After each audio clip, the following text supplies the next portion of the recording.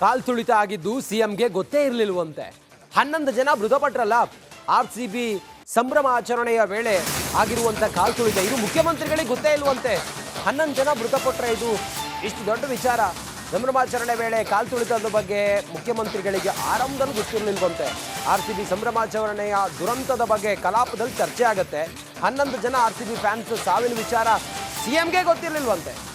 ನನ್ನ ಆಫೀಸ್ನಲ್ಲಿ ಕುಳಿತಿದ್ದೆ. ಅಂದು ಸಂಜೆ 4 ಗಂಟೆಗೆ ಹೋದೆ. ಲಂಡನ್ನಿಂದ ನನ್ನ ಮೊಮ್ಮಗ ಬಂದಿದ್ದ, ಹೀಗಾಗಿ ಹೋದೆ. ಸ್ಟೇಡಿಯಂನಲ್ಲಿ ಏನಾಯಿತು ಅನ್ನೋದೇ ಗೊತ್ತಾಗಲಿಲ್ಲ ನನಗೆ. ಹೋಟೆಲ್ನಲ್ಲಿ ತಿಂಡಿ ತಿಂದ್ಕೊಂಡು ಹೊರಗೆ ಬಂದೆ.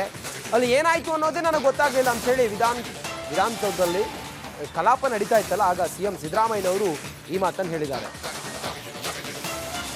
ನಾನು 4:15 ಹೋದೆ. ನನಗೆ 4 ಗಂಟೆ ಬರೋಕ್ಕೆ ಹೇಳಿದರು. ಬಂದು ಆಫೀಸ್ನಲ್ಲಿ ಕೂತಿದ್ದೆ, ನಮ್ಮ ಚೀಫ್ ಮಿನಿಸ್ಟರ್ ಆಫೀಸ್ನಲ್ಲಿ ಕೂತಿದ್ದೆ. ಆಮೇಲೆ ನನಗೆ 4:15 ಬರಬೇಕು ಅಂತಂದರು. 4:15 ಹೋದೆ. ಅದು ಫಂಕ್ಷನ್ 5 ಗಂಟೆ ಶುರುವಾಯಿತು. 5 ಗಂಟೆ ಅಲ್ಲ, 10 ನಿಮಿಷ ನಡೆದಿರ್ಬೋದು. 5 ಮಳೆ ಬಂತು. ನಾನು ಅಲ್ಲಿಂದ ಹೊರಟುಬಿಟ್ಟೆ. ನನಗೆ ಗೊತ್ತೇ ಇಲ್ಲ ಏನಾಗಿದೆ ಅನ್ನೋದು ಗೊತ್ತಿಲ್ಲ. ಮತ್ತು ಇಲ್ಲಿ ಸ್ಟೇಡಿಯಂನಲ್ಲಿ ಏನಾಗಿದೆ ಅನ್ನೋದು ಗೊತ್ತಿಲ್ಲ ನನಗೆ. ಸತ್ಯ ಹೇಳ್ತಾ ಇದ್ದೀನಿ.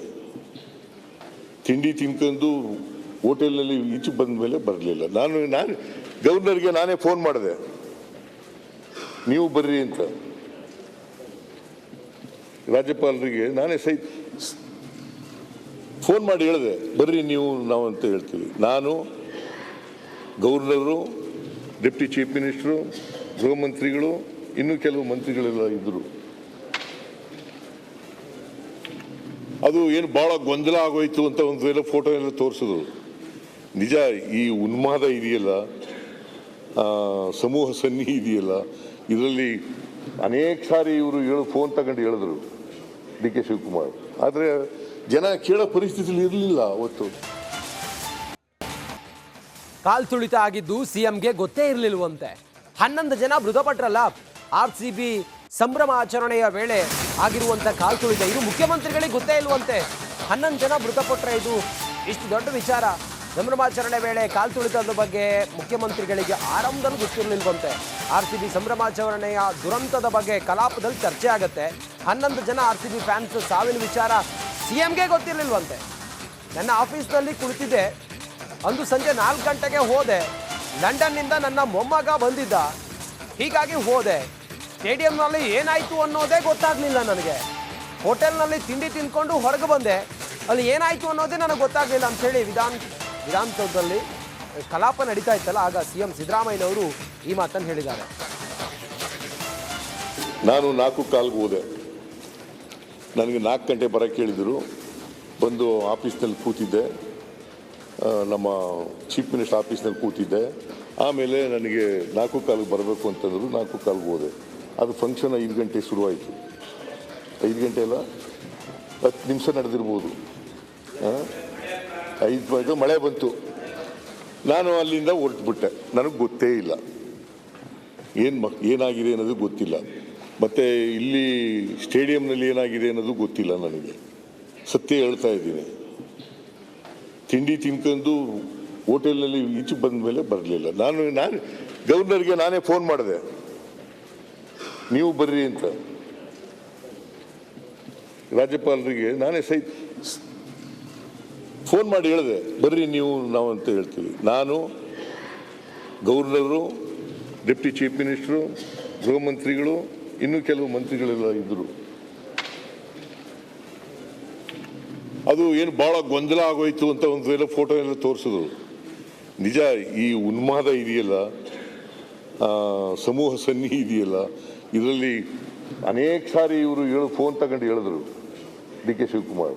ಆದರೆ ಜನ ಕೇಳೋ ಪರಿಸ್ಥಿತಿಯಲ್ಲಿ ಇರಲಿಲ್ಲ ಅವತ್ತು. ಕಾಲ್ ತುಳಿತ ಆಗಿದ್ದು ಸಿಎಂಗೆ ಗೊತ್ತೇ ಇರಲಿಲ್ವಂತೆ.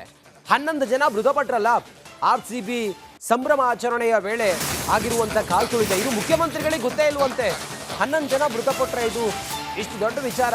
ಸಂಭ್ರಮಾಚರಣೆ ವೇಳೆ ಕಾಲ್ ತುಳಿತದ ಬಗ್ಗೆ ಮುಖ್ಯಮಂತ್ರಿಗಳಿಗೆ ಆರಂಭದಲ್ಲಿ ಗೊತ್ತಿರಲಿಲ್ವಂತೆ. ಆರ್ಸಿಬಿ ಸಂಭ್ರಮಾಚರಣೆಯ ದುರಂತದ ಬಗ್ಗೆ ಕಲಾಪದಲ್ಲಿ ಚರ್ಚೆ ಆಗುತ್ತೆ. 11 ಜನ ಆರ್ಸಿಬಿ ಫ್ಯಾನ್ಸ್ ಸಾವಿನ ವಿಚಾರ ಸಿಎಂಗೆ ಗೊತ್ತಿರಲಿಲ್ವಂತೆ. ನನ್ನ ಆಫೀಸ್ನಲ್ಲಿ ಕುಳಿತಿದ್ದೆ. ಅಂದು ಸಂಜೆ 4 ಗಂಟೆಗೆ ಹೋದೆ. ಲಂಡನ್ನಿಂದ ನನ್ನ ಮೊಮ್ಮಗ ಬಂದಿದ್ದ, ಹೀಗಾಗಿ ಹೋದೆ. ಸ್ಟೇಡಿಯಂನಲ್ಲಿ ಏನಾಯಿತು ಅನ್ನೋದೇ ಗೊತ್ತಾಗಲಿಲ್ಲ ನನಗೆ.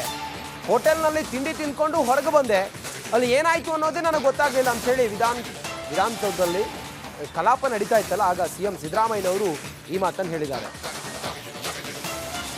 ನಾನು 4:15 ಹೋದೆ. ನನಗೆ 4 ಗಂಟೆ ಬರೋಕ್ಕೆ ಹೇಳಿದರು.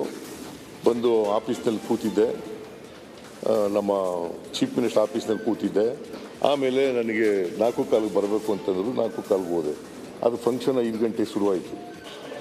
5 ಗಂಟೆ ಅಲ್ಲ, 10 ನಿಮಿಷ ನಡೆದಿರ್ಬೋದು. 5 ಮಳೆ ಬಂತು. ನಾನು ಅಲ್ಲಿಂದ ಹೊರಟುಬಿಟ್ಟೆ. ನನಗೆ ಗೊತ್ತೇ ಇಲ್ಲ ಏನಾಗಿದೆ ಅನ್ನೋದು ಗೊತ್ತಿಲ್ಲ. ಮತ್ತು ಇಲ್ಲಿ ಸ್ಟೇಡಿಯಂನಲ್ಲಿ ಏನಾಗಿದೆ ಅನ್ನೋದು ಗೊತ್ತಿಲ್ಲ ನನಗೆ. ಸತ್ಯ ಹೇಳ್ತಾ ಇದ್ದೀನಿ. ತಿಂಡಿ ತಿನ್ಕೊಂಡು ಹೋಟೆಲ್ನಲ್ಲಿ ಈಚೆ ಬಂದ ಮೇಲೆ ಬರಲಿಲ್ಲ. ನಾನು ಗವರ್ನರ್ಗೆ ನಾನೇ ಫೋನ್ ಮಾಡಿದೆ, ನೀವು ಬರ್ರಿ ಅಂತ. ರಾಜ್ಯಪಾಲರಿಗೆ ನಾನೇ ಫೋನ್ ಮಾಡಿ ಹೇಳಿದೆ, ಬರ್ರಿ ನೀವು ನಾವು ಅಂತ ಹೇಳ್ತೀವಿ. ನಾನು, ಗವರ್ನರು, ಡೆಪ್ಟಿ ಚೀಫ್ ಮಿನಿಸ್ಟ್ರು, ಗೃಹ ಮಂತ್ರಿಗಳು, ಇನ್ನೂ ಕೆಲವು ಮಂತ್ರಿಗಳೆಲ್ಲ ಇದ್ದರು.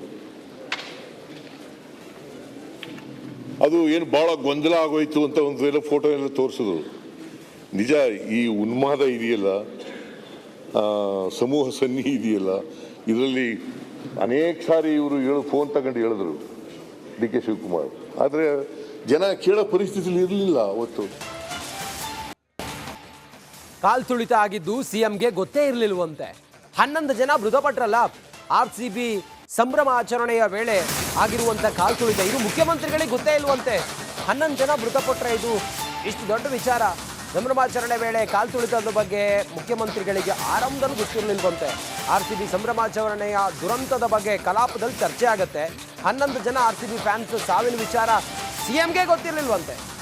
ನನ್ನ ಆಫೀಸ್ನಲ್ಲಿ ಕುಳಿತಿದ್ದೆ, ಅಂದು ಸಂಜೆ 4 ಗಂಟೆಗೆ ಹೋದೆ. ಲಂಡನ್ನಿಂದ ನನ್ನ ಮೊಮ್ಮಗ ಬಂದಿದ್ದ, ಹೀಗಾಗಿ ಹೋದೆ. ಸ್ಟೇಡಿಯಂನಲ್ಲಿ ಏನಾಯಿತು ಅನ್ನೋದೇ ಗೊತ್ತಾಗಲಿಲ್ಲ ನನಗೆ. ಹೋಟೆಲ್ನಲ್ಲಿ ತಿಂಡಿ ತಿಂದ್ಕೊಂಡು ಹೊರಗೆ ಬಂದೆ, ಅಲ್ಲಿ ಏನಾಯಿತು ಅನ್ನೋದೇ ನನಗೆ ಗೊತ್ತಾಗಲಿಲ್ಲ ಅಂಥೇಳಿ ವಿಧಾನಸೌಧದಲ್ಲಿ ಕಲಾಪ ನಡೀತಾ ಇತ್ತಲ್ಲ, ಆಗ CM ಸಿದ್ದರಾಮಯ್ಯನವರು ಈ ಮಾತನ್ನು ಹೇಳಿದ್ದಾರೆ. ನಾನು 4:15 ಹೋದೆ. ನನಗೆ 4 ಗಂಟೆ ಬರೋಕ್ಕೆ ಹೇಳಿದರು. ಬಂದು ಆಫೀಸ್ನಲ್ಲಿ ಕೂತಿದ್ದೆ, ನಮ್ಮ ಚೀಫ್ ಮಿನಿಸ್ಟರ್ ಆಫೀಸ್ನಲ್ಲಿ ಕೂತಿದ್ದೆ. ಆಮೇಲೆ ನನಗೆ 4:15 ಬರಬೇಕು ಅಂತಂದರು. 4:15 ಹೋದೆ. ಅದು ಫಂಕ್ಷನ್ 5 ಗಂಟೆ ಶುರುವಾಯಿತು. 5 ಗಂಟೆ ಅಲ್ಲ, 10 ನಿಮಿಷ ನಡೆದಿರ್ಬೋದು. 5